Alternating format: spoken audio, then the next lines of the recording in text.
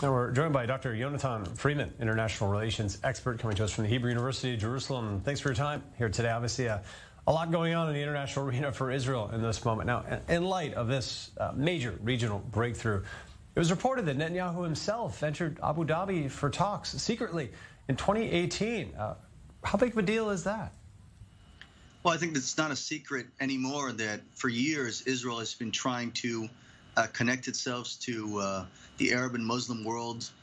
We've seen visits to Oman. We've heard of potential visits with in the UAE in the past, even visits with some of these leaders in other Arab capitals. So I think what's significant is that this breakthrough is really a result of years of work and years of recognition by the UAE specifically that what's more important right now is solutions to its own internal problems and not to wait for a solution to the Israeli-Palestinian conflict. Now, the United Arab Emirates comments, I mean, they're taking the Palestinian grievances head on here now about Palestinian statehood, making comments about East Jerusalem as a capital. Are the Israelis reacting at all to those comments, or is it just too much immediate business at hand to deal with those?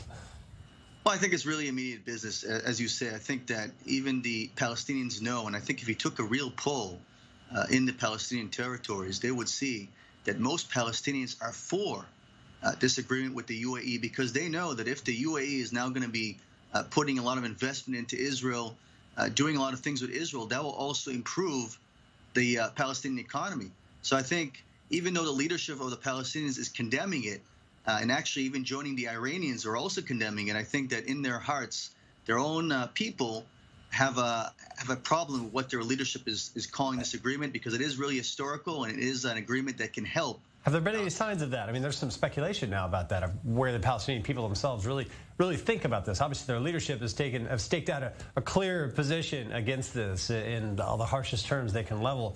The betrayal, we've seen the burning of effigies of leaders of the Emirates here across the West Bank. Are there signs that actually the Palestinian people aren't as worked up? Perhaps, is it the lack of street protests, maybe?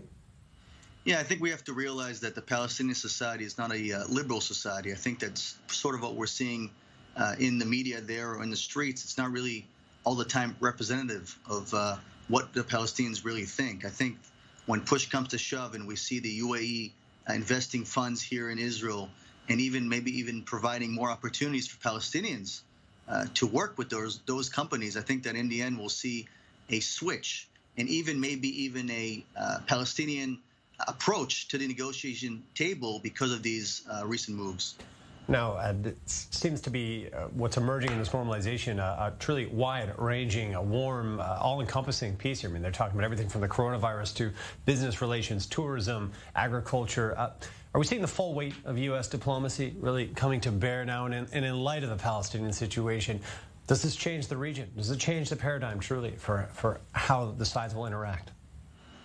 You are correct. I think that these moves maybe remind the world that the U.S. is still a big power that can provide mediation, can bring together two countries that for years officially did not talk to one another, can make a lot of changes. I think that part of the agenda of the Trump administration ever since it was elected was really to do things that no one has ever done before, the way they have always called themselves. So I think this agreement, or this talk about the agreement, causes the world to be more in agreement that the United States is still in the neighborhood, is still a mediator, and still someone who can really provide a force of good for the world.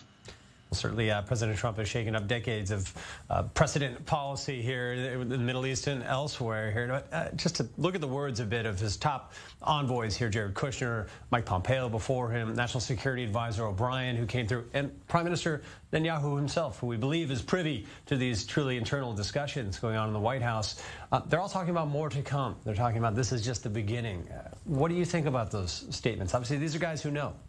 Yes, this is just the beginning. As you probably know, and you reported on that on your channel, the approachment with the Sudan government. As we recall, years ago, after the Six-Day War, they announced in Sudan in the Khartoum conference, no to peace with Israel, no to talks with Israel, no to legitimacy of Israel. I think in the end, we're seeing an opposite. Yes, yes, we can do it with Israel, because in the end, if we don't connect with Israel, we'll still be in the past. And I think many of these countries know that Israel has a lot of secrets, a lot of progress, a lot of tech, things they need to achieve success in the future. Certainly a lot has changed since those 3 no's out of Khartoum here so many decades ago here. Now, Dr. Yonatan Freeman, thanks for being with us here. Obviously an important set of events.